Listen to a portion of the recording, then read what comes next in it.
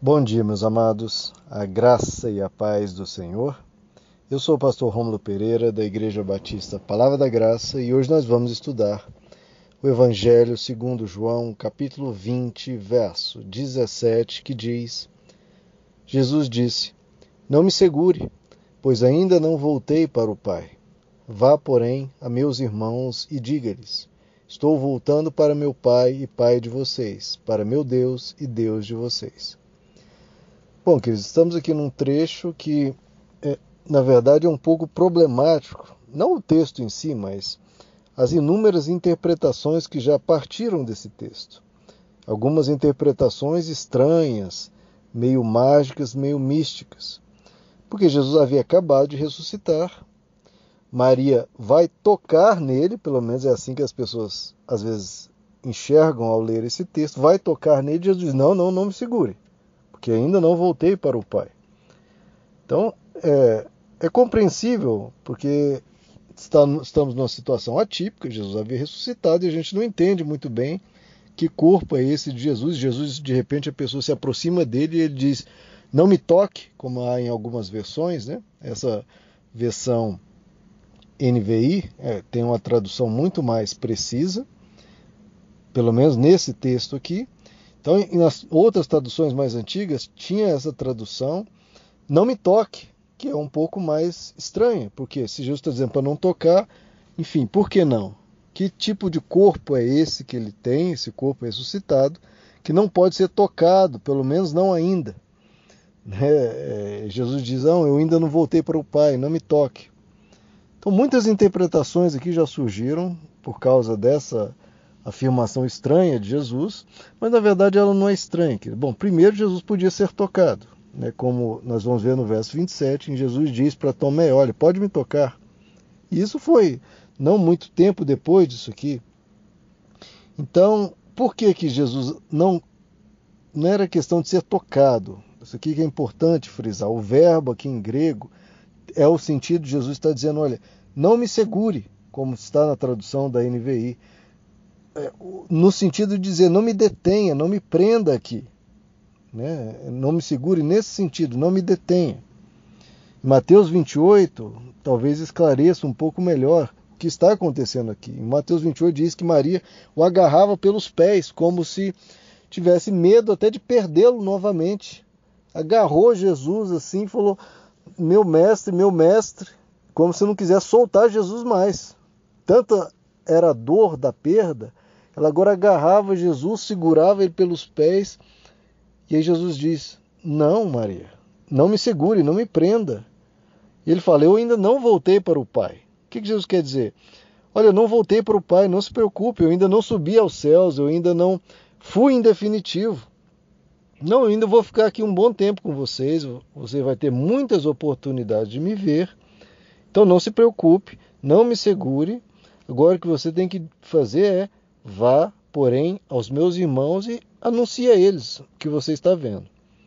Então veja como um texto, às vezes simples, que João escreveu com a maior inocência, virou uma interpretação, às vezes, estranha, às vezes complicada para as pessoas, que as pessoas lendo apressadamente, não vendo o grego, acham que Jesus está dizendo para não tocar e que há algum problema, algo diferente no corpo dele, quando não é nada disso. Só a Maria estava segurando ele, agarrando ele. Jesus diz: não, Maria, não me segure, porque você ainda vai me ver muitas vezes, e agora o que você tem que fazer é contar aos irmãos, aos discípulos, e não se preocupe que eu vou te ver muitas vezes. Não me detenha, que a gente ainda tem muito o que fazer. Agora, algo muito importante aqui, queridos, veja só como Jesus chama os seus discípulos. No início, as pessoas, quando se aproximam de Jesus, se tratam como servos. Olha, eis aqui o teu servo. Mas Jesus sempre tratou os discípulos não como servos, mas como discípulos. Ou seja, como aqueles que estavam aprendendo com ele, aprendendo a viver, aprendendo a tratar a vida. E Jesus os chamava de meus discípulos. Um pouco antes de morrer, nós estudamos isso, Jesus os chamou de meus amigos. Ele falou: não, eu não os chamo de servos, eu os chamo de amigos. Agora, depois da ressurreição, olha o que acontece, queridos. Jesus os chama de irmãos. Vá aos meus irmãos. De servo para discípulo, de discípulo para amigo, de amigo para irmãos. E olha o detalhe, Jesus não estava chamando irmãos, pessoas ultra dedicadas, ultra fervorosas. Não, irmãos aqui eram aqueles que haviam acabado de trair Jesus, acabado de abandonar Jesus, de negar Jesus até mesmo 3 vezes. Então, olha o que a cruz fez, queridos. Olha que o perdão que Deus oferece ao ser humano. Esse perdão completo, esse perdão sem acusação, sem colocar culpa, sem colocar nenhum peso na pessoa, é um perdão absolutamente gracioso, cheio de misericórdia, sem nenhum tipo de demanda, ou de exigências, ou de reclamações. Não, ele simplesmente perdoa. Veja que Jesus nem menciona a traição deles, o abandono deles, nem ao longo de toda a ressurreição Jesus não vai mencionar isso, hora nenhuma. Olha como Jesus trata quando alguém lhe faz mal. E Jesus vê no coração deles, no olhar deles, a dor, o arrependimento. Não há acusação, não há exploração da culpa. Agora que você fez isso, então para compensar você vai ter que fazer isso e aquilo, como os seres humanos geralmente fazem, Mas Deus não é assim. É um perdão gratuito. E ele logo de cara já os chama de irmãos. Oferece perdão gratuito sempre. Como Hebreus 2:11 diz, ele não se envergonha de lhes chamar irmãos. Jesus não se envergonha de chamar você e a mim, isso mesmo, nós, de irmãos. Mesmo com as nossas falhas, mesmo com os nossos defeitos, mesmo com a gente pisando na bola, mesmo com a gente não buscando como deveria, não vivendo o Evangelho muitas vezes como deveria, ele nos chama de irmãos. Então essa é a atitude de Jesus, toda essa doçura, todo esse carinho que ele tem por nós, nos chamando para o convívio com ele, não sob o porrete, não sob pressão, não sob ameaça, mas chamando irmãos. Venham me ver ressuscitado, venham me ver essa vitória que eu dou a vocês. E Jesus diz, eu ainda vou para o Pai. Jesus diz para Maria, olha, eu ainda não fui para o Pai, mas eu ainda vou para lá. E Jesus diz, ele é o meu Pai e Pai de vocês. Ele é o meu Deus e Deus de vocês.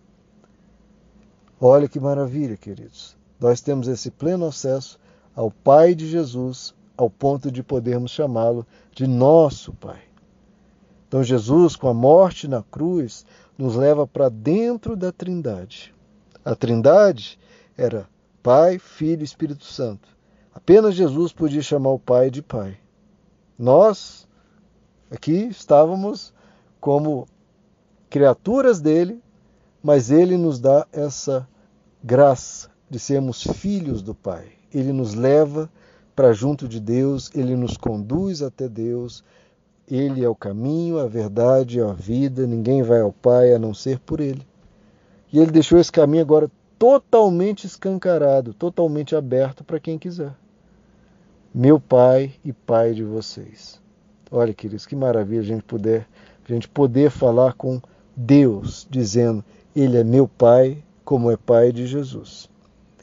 E assim como Hebreus 2 diz que Jesus não se envergonha de nos chamar irmãos, em Hebreus 11, 9 capítulos depois, diz que o Deus deles não se envergonha de ser chamado o seu Deus. Então nem Jesus se envergonha de nos chamar irmãos, nem o Pai se envergonha de ser chamado o nosso Pai, o nosso Deus. Ele não se envergonha de nós, queridos. Ele nos chama de irmãos, nos chama de filhos. Então que a gente receba essa graça maravilhosa de um Deus que não se envergonhe de nós, que a gente nunca se envergonhe dele. Pelo contrário, que os nossos lábios estejam cheios de agradecimento, cheios de alegria, porque ele é o nosso irmão, ele é o nosso Pai. Nós poderemos chegar naquele dia onde não apenas tocaremos nele, como aí sim poderemos abraçar, grudarmos nele, eternamente ficando junto de Jesus. Meus amados, que Deus lhes abençoe. A graça e a paz do Senhor.